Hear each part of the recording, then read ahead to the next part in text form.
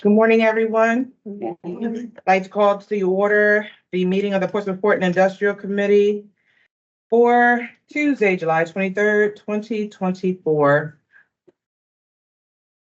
Roll call, please. So thank you, Madam Chair. Good morning. Ms. Allen, Present.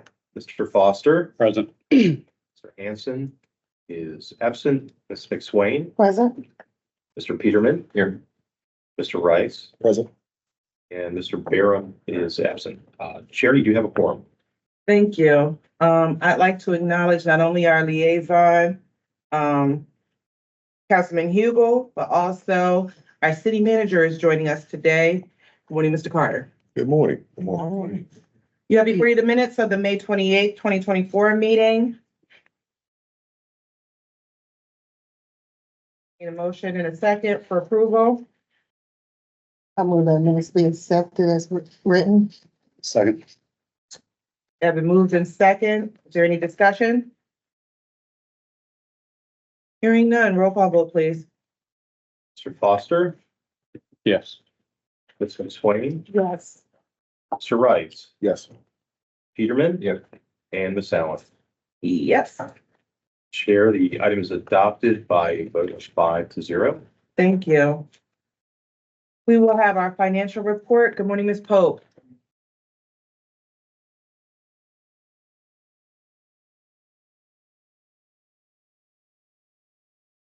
Going to wait just a moment while we toggle between the PowerPoint and the financial presentation on the screen.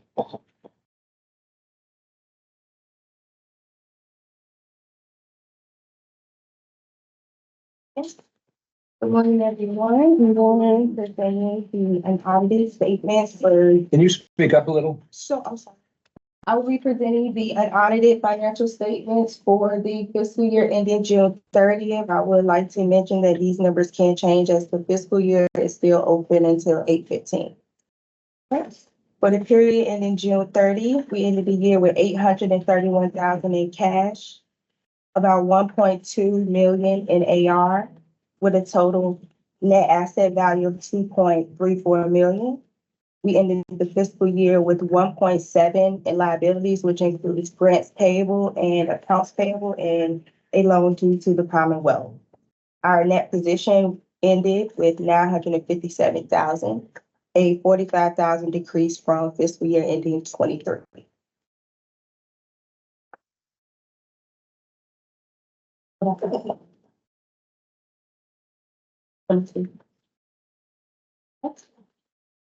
This financial statement is our statement of revenues and expenses. We ended the year with a total of $15,000 in operating expenses. We paid out $50,000 in grants so far. We accrued $19,000 in interest. And again, our net position ended in $957,000.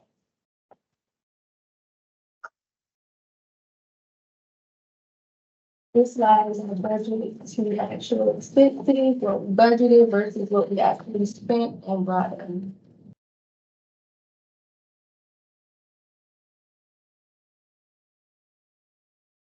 This slide represents our earned interest accumulated through the 12 months of fiscal year 24. We ended with 19.5.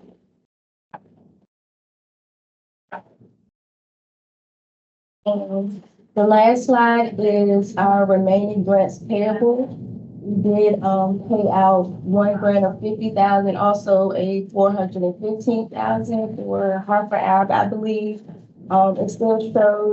It shows a decrease at the 856, but because the cash wasn't dispersed at 6:30, it was dispersed during the month of July. It'll fall off on the final statements for 24.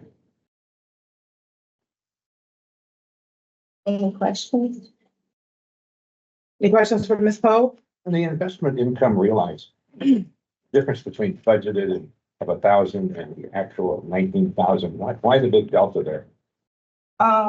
It may be because when the budget was adopted, the interest rate was lower. Bank of America did give us a large percentage increase during fiscal year 13 or the beginning of 14, but again, It depends on what's budgeted. If the budget includes the projection for increase. Significant. Yeah.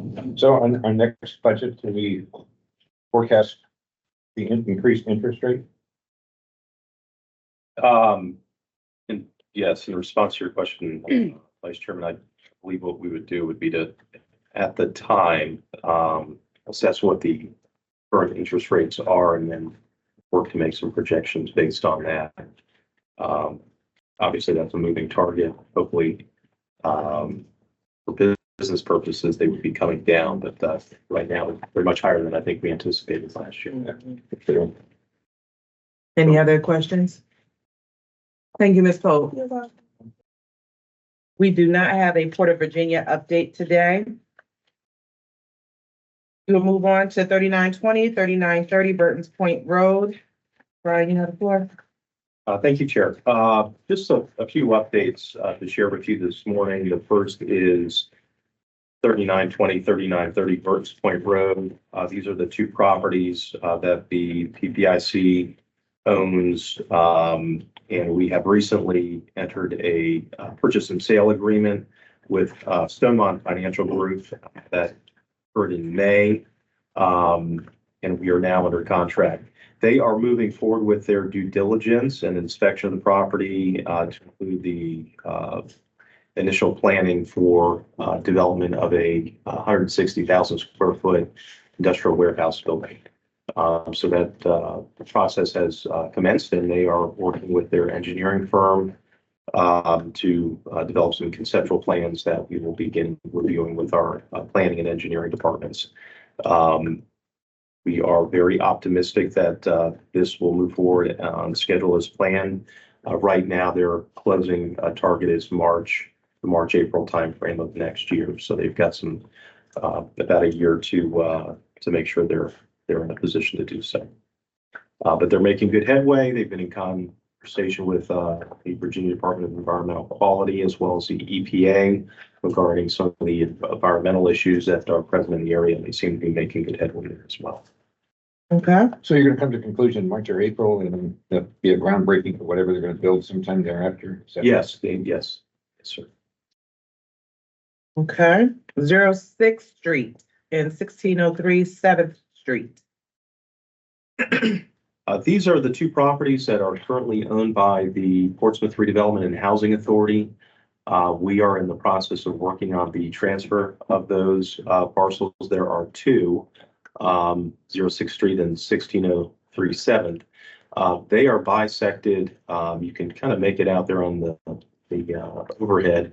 There is a paper street, a right-of-way that is not in use. It's really vacant land that needs to be vacated in order to consolidate these properties for marketing purposes and for also the transfer from the housing authority. So we are in the process of doing that.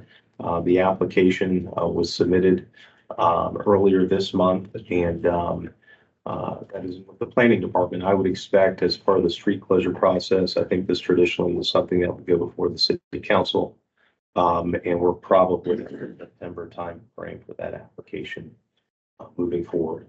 Once that has occurred, and if the right-of-way is vacated, we will complete the consolidation of the parcels, and that will allow for us to begin marketing them and also transfer them. This is a property that was acquired years ago, I believe, using community development block grant funding. So the sales proceeds are restricted, but we would be able to recover any of the costs associated with the preparation and sale of the property from those sales proceeds. The goal here is to see that this property is developed in a manner that's compatible with the surrounding Ford Center industrial park. It's been sitting vacant for quite some time. So is PPIC responsible for any of those costs that we might incur? Yes, but they would be, again, reimbursable through the sales proceeds at closing. Any other costs, carrying costs associated with the property after transfer, that would be insuring the property, cutting the grass, those would not be reimbursable expenses. Those would be at profit. Thank you, last please. Correct. Any questions?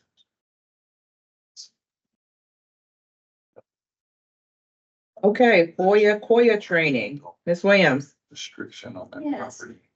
I had sent everyone the information, links for your. Hold on 1 second. Yeah, good. Sorry. Okay. Go ahead, Ms. Williams. I had sent, the commissioners the training links for the FOIA and FOIA training. I've had one commissioner complete the training. It will take, and I'll be happy to email these to you again. But literally to watch the 2 slide presentations, it's up an hour, a little over an hour, and you can move at your own pace. But by viewing both of these slide presentations, you'll meet the requirement that you need to take this training every 2 years.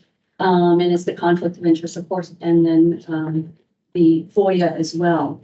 Once you complete the training, and we're asking if possible, if you can complete the training by August the 15th. And once you complete the training, if you wouldn't mind, please to email me, so then I can notify the clerk, and then she can keep the records as well. So thank you very much. Thank you. I have a question for her. Ms. McSwain. Ms. Karen, when I took the training, I did get a certificate for the second part. I didn't get anything for the first part, but Right, FOIA doesn't, conflict of interest, you don't receive anything. It's just the fact that you're gonna view that and that meets that requirement. Mhm. FOIA will give you a certificate. So if you do have a certificate, I'd be more than happy to put it in the file for you. Okay, But I will be keeping everyone with the dates of when you took the training, so okay. that we don't lose track as to that 2-year period. That's an important time frame. So do I need to get with you to make sure that you receive notice that I took the first part of it? What you can do is just send me an email, stating Okay. that you have viewed both trainings, the FOIA and the conflict of interest. Okay, If you would like to send me a copy of your certificate, that's fine, sure. but it's not required. Okay, And yes, ma'am, and then it certainly that will meet that requirement. thank you. Yes, ma'am. Any additional questions? Okay, the 2024 VMA International Trade Symposium, October 8th through the 10th. Yes, Madam Chair, this is just a follow-up from your May meeting. We had discussed sponsorship opportunities for the VMA's symposium in October. At the time, we were looking at a regional sponsorship. And given that we had kind of a short window there for the discounted rate, we've gone ahead and sponsored that as a department. But I did want to revisit this in the event that any members of the board would like to attend. There is the possibility that we can do an individual registration. If there's a desire to attend, please let Karen Williams know if you do have a desire. I sent out an email last week with some of the information about this, but do want to try to get everybody registered sooner rather than later to ensure that we have a place for the conference. If there's any desire to participate beyond that at an additional sponsorship level, then certainly let me know. But I think as a locality, we have covered that within our departmental budget. Okay, thank you so much. Let's move on to the FY23 Post-Host Community Grant, 16 Harper Avenue. Madam Chair, this is an update to advise the board that we have dispersed funds from the FY23 Port Host Grant program. Ms. Folk, in her presentation on the financials, had noted that these funds were dispersed, and we have closed this grant out. Again, this is the Crofton Industries property on Harper Avenue. You can see on the slide is their brand new bulkhead, which has really served a critical need over the years, but had fallen into disrepair. And they were able to completely rebuild that bulkhead, and they're now able to accommodate larger vessels and barges there for their load in and load out of materials. So it really has supported their expansion on the Harper Avenue property. They're extremely grateful, and they're in a growth mode right now. So Crofton has been in business for 75 years, and proud to have them here in Portsmouth, headquartered on Harper Avenue. So this is really allowed for them to continue their growth and expansion. And that was just under the 50% match requirement for the program. We are in the process right now of assessing potential grant applications for the FY25 fiscal year. And those would be due to Virginia Department of Housing and Community Development in October. Mhm. So we would be looking to come back before you with any potential applications here, most likely within the next month. There are a few that we have been vetting, and we'll see what their status is, but we are looking to participate in the program. Once again, it's been very successful for Portsmouth and Portsmouth-based businesses. Happy to answer any questions you may have about this project. And the money for the $415,000 came from where? So it is from the Portsmouth Community Revitalization Fund program, which is administered by the Virginia Department of Housing and Community Development. It is a grant program that was established in 2019. In fact, Portsmouth was a participant in the group that worked to establish that and pass the legislation in the General Assembly. And it is for the 5 Portsmouth localities in the Commonwealth of Virginia. Portsmouth is obviously one of those. And we've really, I think, been awarded the lion's share to date. And there have been some modifications to increase those funding amounts. We're, I think, actually looking at potentially asking for additional funding in the next budget cycle. But it's been a very, very helpful program for our industrial waterfront properties. And there's no city match on it? It's not a city match. It is a match that is made by the grant recipient, which in our case has been private industries. Great. So no money out of Portsmouth's coffers. Okay, any new business? Here we have no new business. And no need for closed session, I understand, correct? Is there any updates on the Rainy Island effort? I believe I had copied a few of the commissioners on an email correspondence to the representative from the Army Corps of Engineers. I have not received a response back to the request for a meeting and briefing on Rainy Island dams. Can we see if we can get that locked down for next month's meeting? I actually, I think in my last email requested an August meeting, but I can re-follow up with them. The ball is in their court at this point. Understood. We can check that I out. just feel like you're being slow rolled here. No need for a closed meeting, correct? We do not have a need for a closed meeting. Madam Item- Chair, I have a Yes. question for you. Sure. Mr. Donahue, can you speak to the PEC Superfund site and potential interaction with PPIC, depending on the outcome of all that? And if the answer's not now, that's fine, but it seems like there's potential. And if the potential ends up being that that becomes property turned over to the city, then seems like PPIC is probably the right folk to help figure out what we would try to use that property to develop. I can certainly work to have a report back for you at the August meeting to have adequate information to share. I know that the EPA has identified that as a new Superfund program item, and I think there's some other issues they've been working through as it relates to the ownership of the property to move forward with the Superfund site. So if you would be willing to allow me to come back in August, and I'll work with City Attorney's Office to get a full report for you.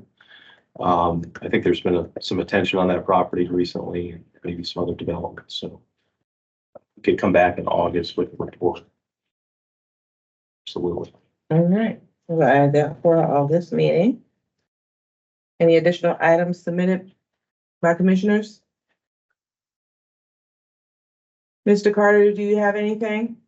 No, ma'am, thank you. Councilman? No, thanks. All right. Anything from you, Councilman?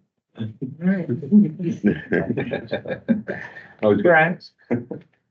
I just wanted to introduce a new team member that we have in the room with us today who has joined us for the summer. And that is Ms. Kyra Sugars, who is our summer intern through the city's summer intern program. Wonderful. She is Welcome. She's been joining us for some of our board meetings, but also helping out in the office, and really excited to have her on board. Again, that's part of the city's internship program for the summer. So great opportunity to have some of our local youth engaged and assisting. And Is it just one in the hopefully- department? Yes, we just have one in our office, but I believe overall as a city, we have a pretty good sized group participating. Okay, wonderful. Well, hearing no other items for discussion, this meeting is now adjourned.